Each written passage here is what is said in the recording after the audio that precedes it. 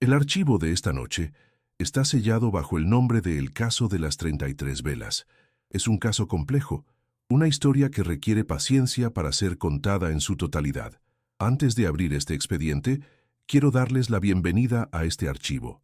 Estos relatos completos toman muchas horas de investigación y narración para traerlos desde la oscuridad. Si valoran este trabajo, y si desean asegurarse de que sigamos desenterrando los casos más perturbadores, pausa breve. Suscríbanse ahora y activen todas las notificaciones. Es la única forma de garantizar que la próxima vez que abramos un archivo, ustedes estén presentes. Bien, el caso de las 33 velas comienza, como tantas tragedias, con una promesa de esperanza. Era el otoño de 1988. En los anales de lo inexplicable, existen casos que no irrumpen con estruendo, sino que se filtran en la realidad como una gotera en un techo de tejas viejas, lenta, persistente y destructiva. El caso que nos ocupa esta noche, catalogado en nuestros registros como Archivo 78B, Incidente Villa de la Bruma, es uno de ellos. La documentación principal se compone de las diligencias de transcripción de entrevistas con Mateo Vargas y Sofía Restrepo, fechadas en noviembre de 1988, junto con un diario personal recuperado y un inquietante legajo fotográfico. La historia comienza, como tantas otras, con una herencia. Mateo Vargas, un joven arquitecto de 28 años, recibió la noticia del fallecimiento de su abuela, Elena, con una mezcla de tristeza y nostalgia. Con ella se iba el último pilar de su infancia. La herencia incluía la vieja casona familiar en Villa de la Bruma, un pueblo anclado en el tiempo, perdido entre las neblinas de la cordillera. Para Mateo y su prometida Sofía, una restauradora de arte, la casa representaba una oportunidad, un proyecto para renovar y vender, y quizás un refugio temporal del bullicio de la ciudad.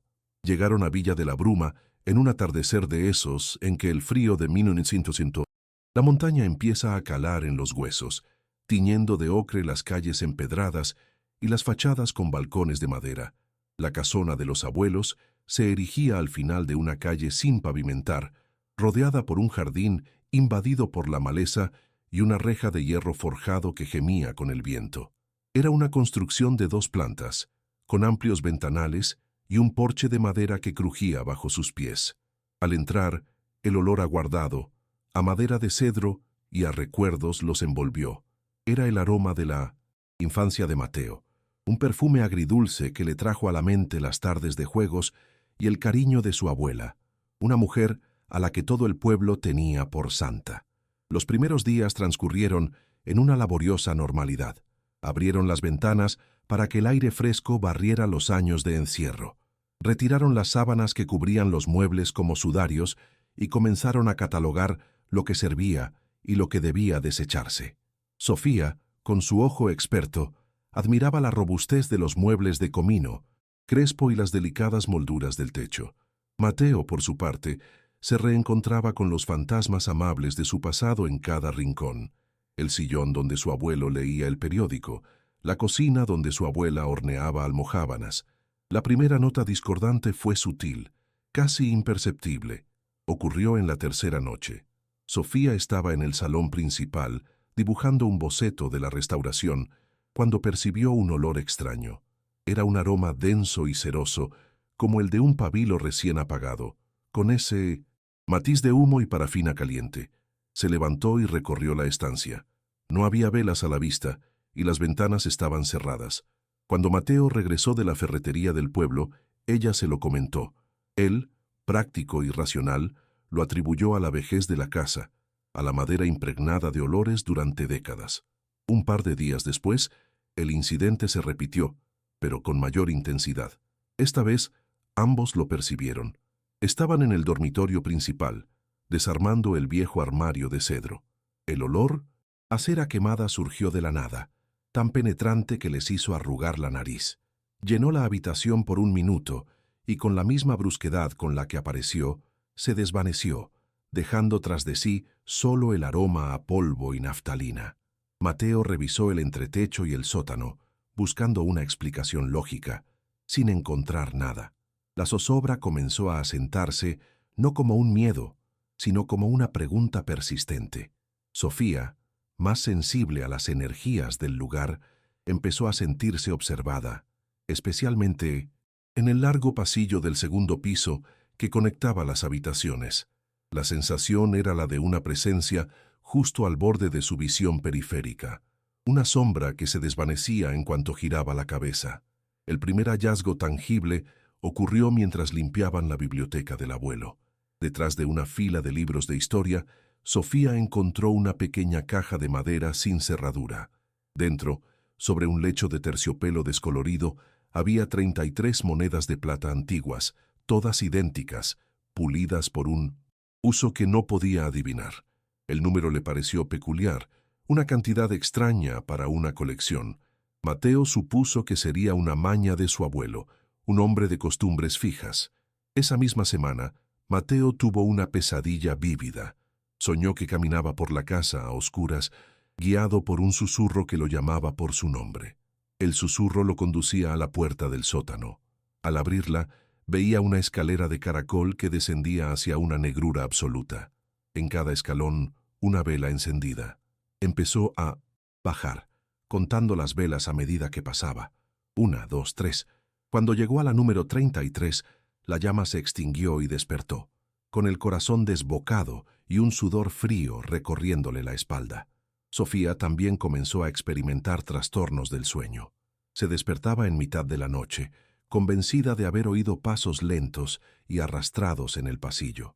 Al principio, Mateo intentaba calmarla, asegurándole que eran los crujidos normales de una casa vieja que se asienta. Pero en su interior, la semilla de la duda, plantada por su propia pesadilla, comenzaba a germinar. El punto de inflexión del primer acto de esta tragedia silenciosa fue un descubrimiento visual. Una mañana, al bajar a la cocina, encontraron algo que les heló la sangre. Sobre la vieja mesa de roble, dispuestas en un círculo perfecto, había 33 velas largas y delgadas, del tipo que se usa en las iglesias. Estaban sin encender, cubiertas por una fina capa de polvo, como si llevaran allí años, pero ambos sabían con una certeza absoluta que la noche anterior no estaban allí. No había una explicación racional. La casa estaba cerrada con llave. Nadie más tenía acceso. El silencio que siguió a ese hallazgo fue más pesado y elocuente que cualquier grito. La zozobra había dado paso a un miedo tangible. La casa no estaba simplemente vieja, estaba ocupada.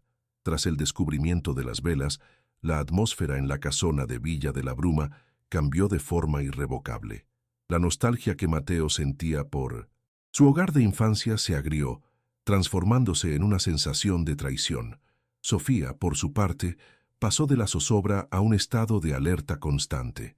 Cada crujido de la madera, cada silbido del viento entre las tejas, era ahora un presagio.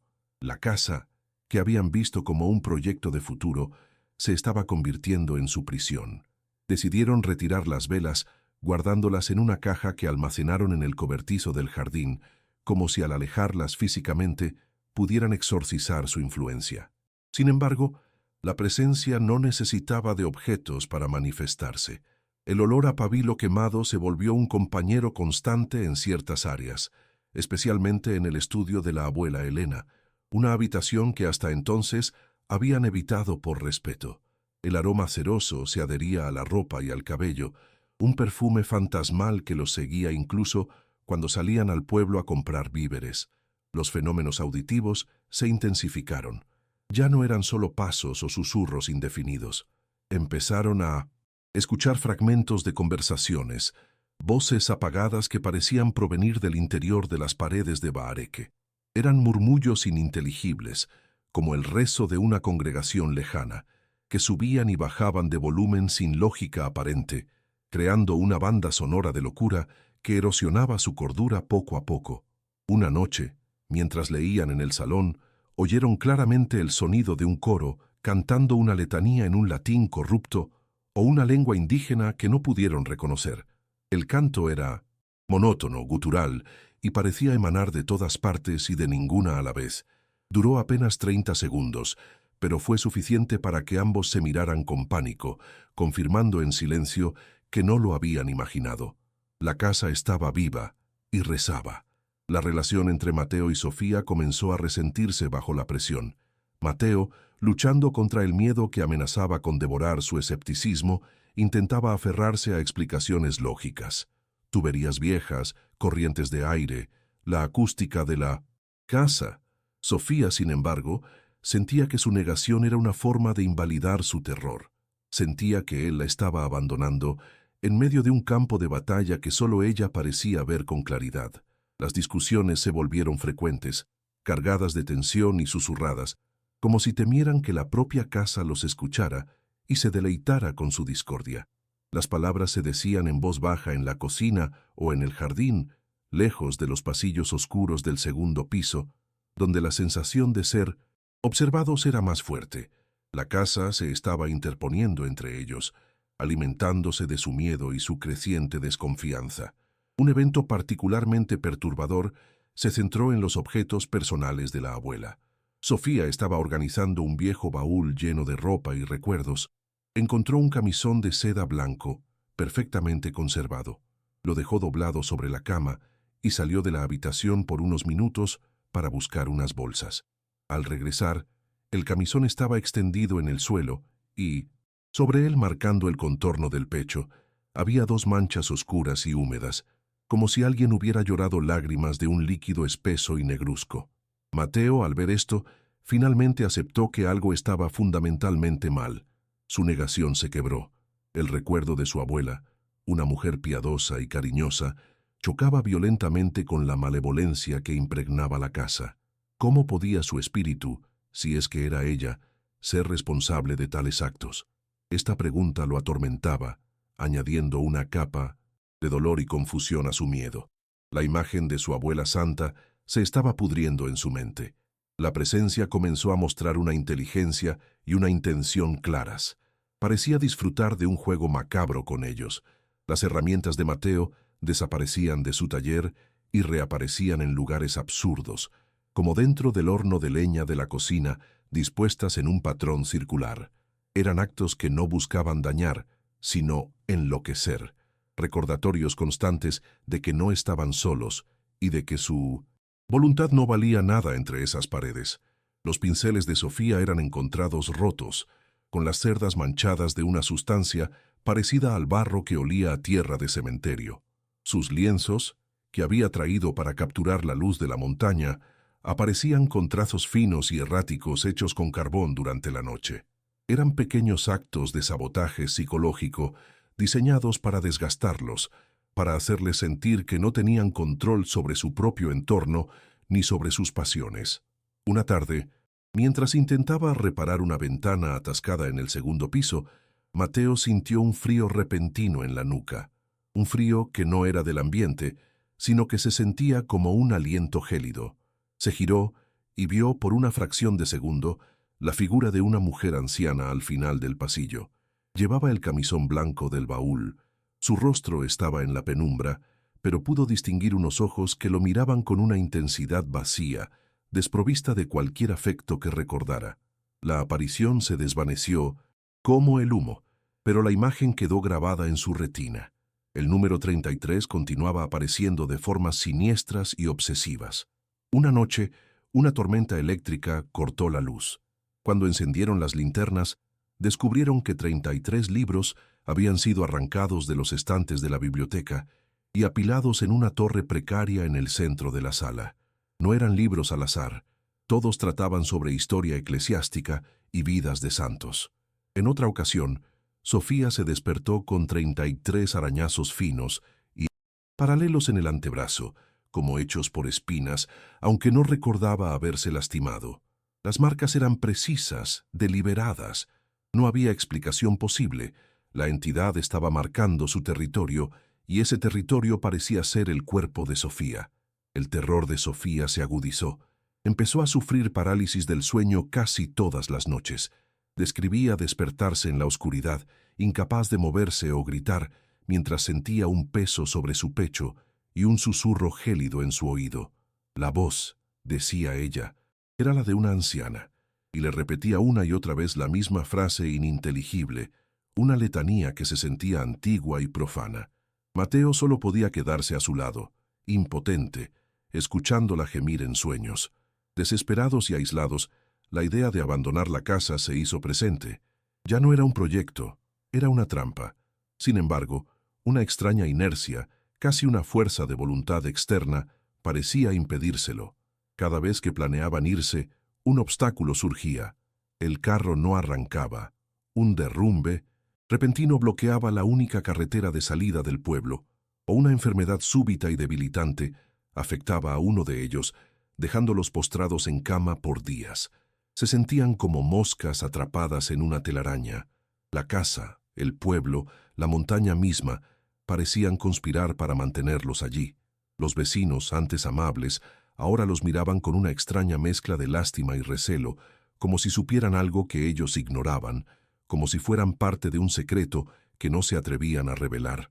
La escalada alcanzó un punto crítico una noche de luna nueva. El silencio en la casa era opresivo, antinatural. De repente, todas las puertas y ventanas del segundo piso se abrieron de golpe con una violencia inusitada, como si la casa hubiera inhalado una bocanada de aire nocturno. Un viento helado recorrió los pasillos, apagando las lámparas y haciendo danzar las cortinas como espectros. En medio del caos, escucharon un sonido que nunca olvidarían, el llanto de un bebé proveniente del antiguo cuarto de Mateo.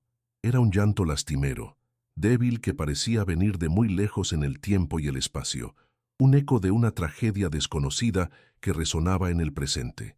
Subieron las escaleras con el corazón en la garganta, Mateo adelante con una linterna, Sofía detrás aferrada a su camisa. Al llegar al cuarto, el llanto cesó abruptamente. En el centro de la habitación, en el suelo de madera desnuda, encontraron una única vela encendida, de las mismas que habían aparecido en la cocina. Su llama parpadeaba débilmente, proyectando sombras retorcidas en las paredes, y junto a la vela, dibujado con el polvo del suelo, había un símbolo extraño, un círculo con un ojo en el centro, atravesado por 3 líneas verticales. No era un símbolo cristiano, ni nada que hubieran visto antes. Era algo más antiguo, más pagano, un sigilo. Este evento fue la gota que derramó la copa. Se dieron cuenta de que no estaban lidiando con un simple espanto o un eco del pasado. Estaban enfrentando algo organizado, algo con un propósito ritualístico.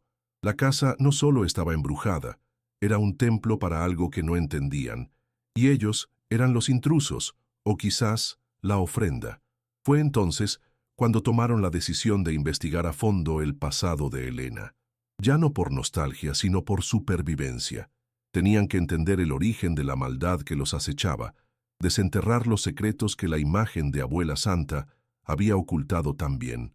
Dejaron de lado la restauración y se convirtieron en detectives de lo oculto.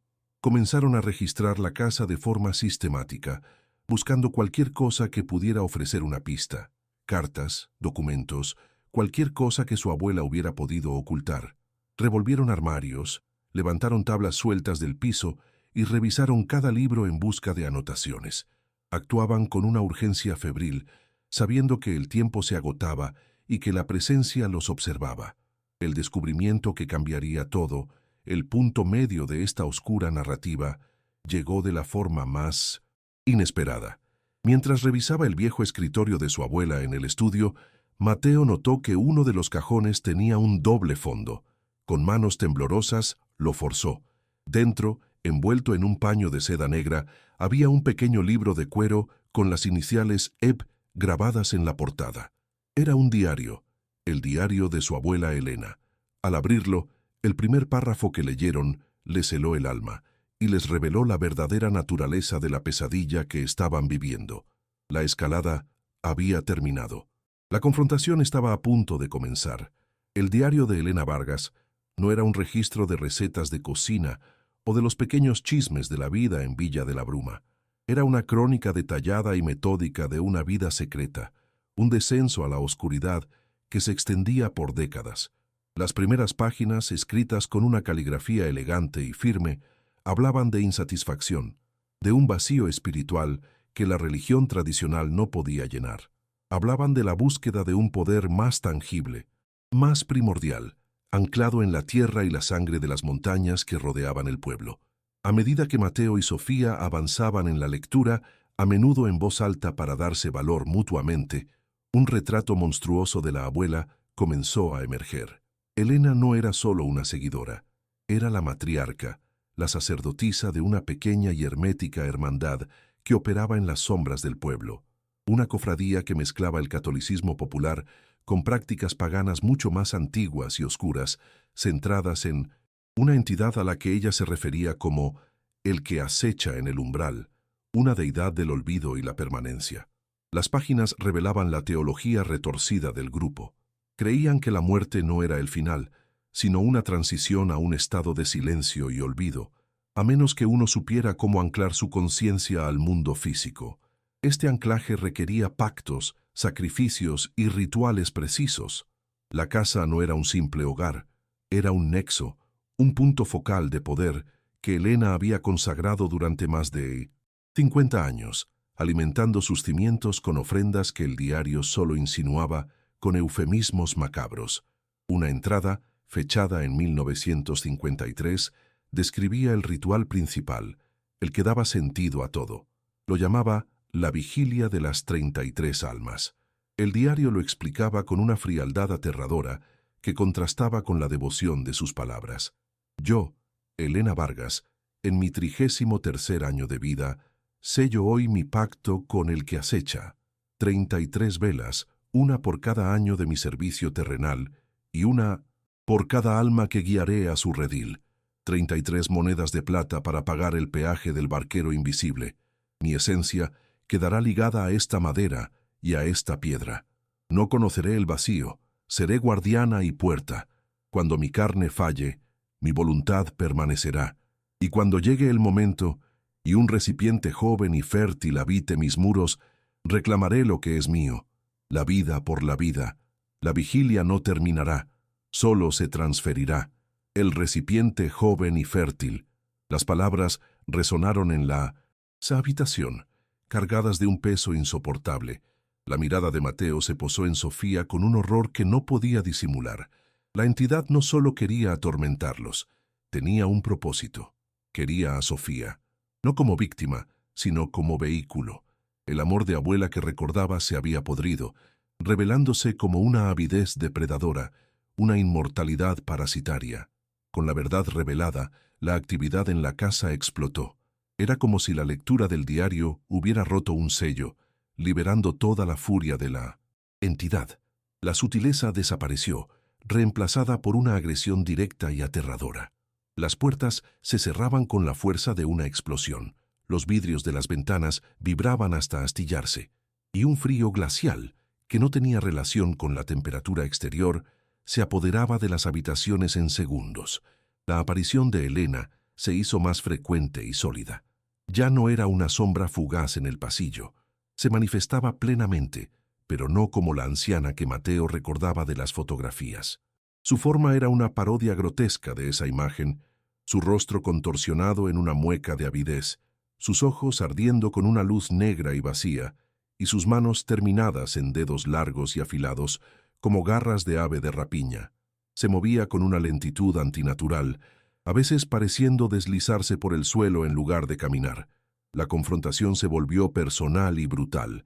Una noche, mientras Sofía dormía, Mateo se despertó al sentir que la cama se hundía a su lado.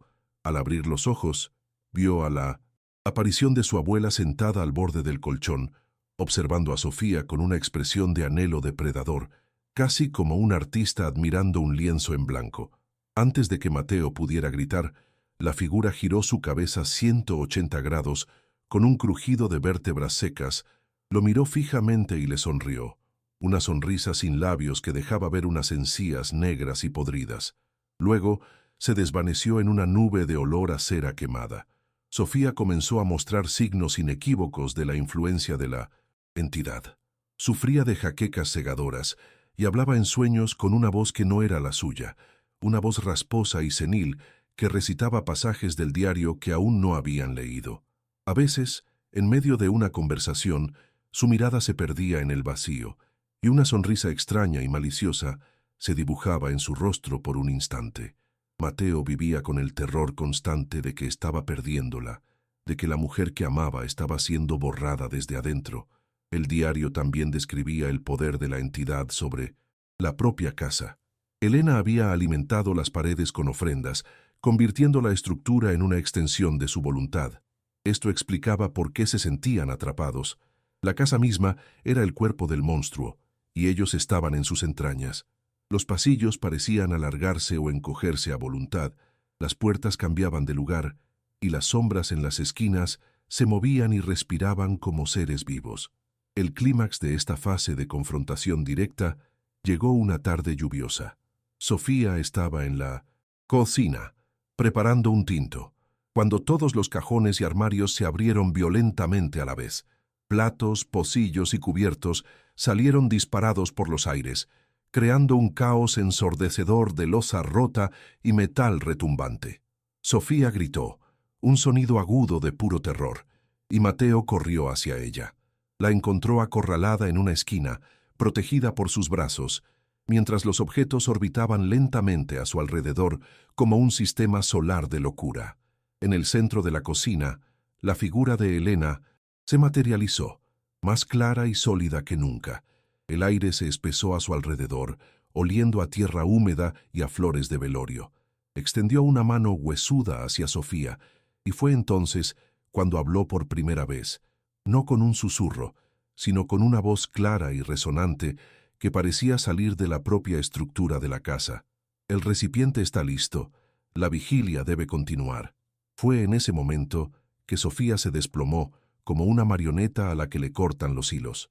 Cuando Mateo la alcanzó, ella abrió los ojos, pero no eran sus ojos. El cálido color avellana había sido reemplazado por un negro opaco, profundo y sin vida, los ojos vacíos de la aparición. Con la voz de su abuela saliendo de los labios de su prometida, la entidad dijo, «Has vuelto a casa, mijo. Ahora seremos una familia de nuevo, para siempre». El terror dio paso a una furia protectora en Mateo. Sabía que no podían huir. La entidad no los dejaría. La única salida era a través del fuego, de la confrontación. Tenían que enfrentarse a su abuela en su propio terreno. Recordó una de las últimas entradas del diario, una que había leído con especial temor. Hablaba de un desfacedor de entuertos, un sacerdote excomulgado que vivía en un pueblo vecino, un hombre que conocía los ritos antiguos y que Elena consideraba su único y verdadero rival. Su nombre era Padre Ismael. Encontrar a ese hombre era su única y desesperada esperanza. Encontrar al Padre Ismael no fue tarea fácil. Era una figura de leyenda local, un paria, de la iglesia al que los aldeanos se referían en susurros, mitad por miedo, mitad por un respeto reticente. Mateo tuvo que seguir un rastro de rumores y miradas esquivas hasta una pequeña capilla abandonada en las faldas de la montaña, un lugar que el tiempo y la diócesis habían decidido olvidar. Allí lo encontró, un hombre anciano de espalda encorvada y ojos hundidos que ardían con una lucidez febril. Ismael no se sorprendió al ver a Mateo. Parecía haberlo estado esperando toda su vida. Escuchó el relato sin interrumpir, asintiendo lentamente, mientras sus dedos nudosos repasaban las cuentas de un rosario hecho de semillas de chontaduro. El sacerdote excomulgado regresó con Mateo a la casona esa misma noche. Al cruzar el umbral, el aire se volvió denso y frío y el anciano se detuvo, inhalando profundamente como si probara un vino añejo y envenenado. «Ella está aquí», murmuró, su voz un susurro de hojas secas.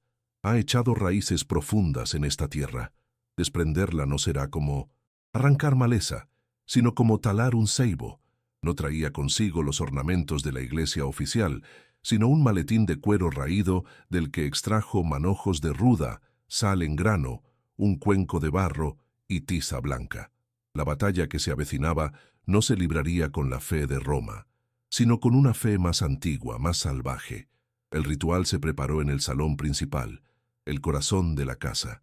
Sofía, o la cosa que usaba su cuerpo, había sido llevada allí por Mateo en un estado de trance catatónico y ahora yacía en un sillón, con la mirada vacía y una sonrisa apenas perceptible en los labios. El padre Ismael comenzó su metódica labor. Trazó un gran círculo de sal alrededor del sillón, un perímetro sagrado que la entidad no podría cruzar. En los puntos cardinales del círculo dibujó con tiza símbolos que Mateo no reconoció, una mezcla de cruces y espirales que parecían vibrar bajo la luz de las lámparas. Ismael le entregó a Mateo una pequeña cruz de madera de naranjo y le dio instrucciones precisas, su voz firme y sin espacio para la duda. Tú eres su ancla a este mundo, muchacho. Tu amor por ella y tu sangre, la sangre de Elena, son los eslabones de la cadena. Cuando yo la confronte, ella te atacará a ti. Usará tus recuerdos, tus miedos, tu amor. No debes flaquear. No importa lo que veas o escuches salir de esa boca, debes recordar que no es ella. Debes aferrarte a la mujer que amas, no a la máscara que lleva puesta. El ritual comenzó con un silencio tenso, roto, solo por el murmullo del padre Ismael recitando una oración en un latín mezclado con frases en una lengua indígena que Mateo no comprendía. El aire se enfrió bruscamente. El vaho salía de sus bocas. Entonces, los ojos de Sofía se abrieron de golpe, completamente negros. Una risa gutural, vieja y llena de malicia, brotó de su garganta haciendo eco en la habitación. El renegado y el nieto traidor, siseó la voz de Elena. Han venido a la fiesta demasiado tarde. La casa ya es mía. El recipiente ya es mío. La casa respondió a la furia de su ama. Las paredes empezaron a supurar una sustancia oscura y cerosa que olía a pabilo quemado y a tierra de tumba. Las ventanas se sacudieron con violencia, amenazando con estallar. Del piso de arriba llegó el sonido de 33 pasos lentos y arrastrados, como una procesión fúnebre que descendía para unirse a la ceremonia.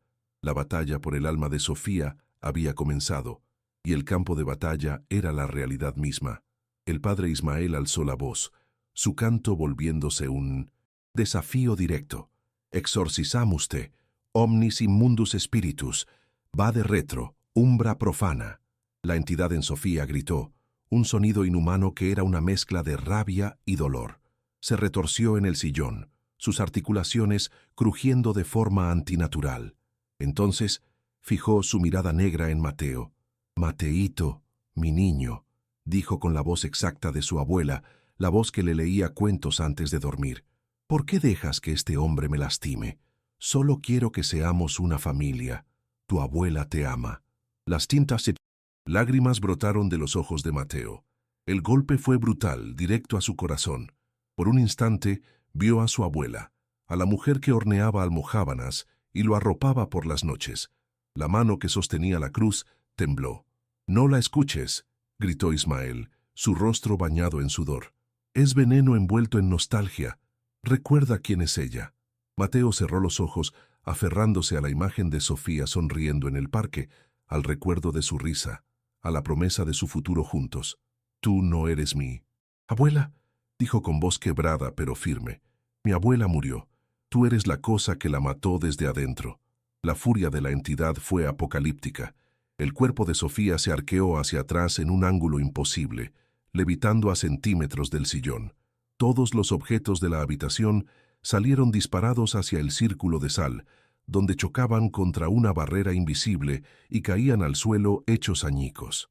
Las luces parpadearon y se apagaron, sumiendo la escena en una oscuridad casi total, rota solo por los relámpagos de la tormenta que se había desatado afuera.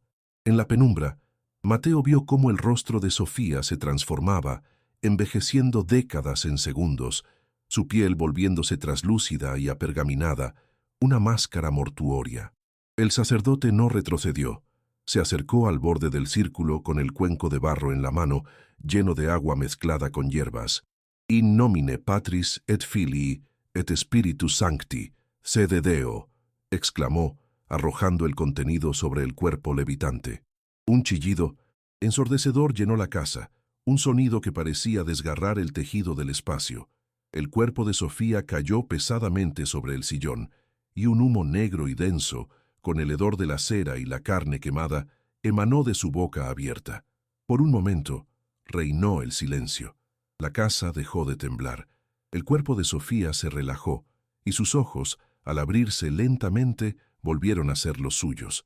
Eran los ojos color avellana que Mateo amaba, llenos de confusión y miedo. «Mateo», susurró, su voz débil y frágil. El alivio inundó a Mateo con tal fuerza que casi se desploma. Habían ganado. La pesadilla había terminado. Pero era un falso final. El padre Ismael, jadeante, no relajó su guardia. «Aún no ha acabado», advirtió.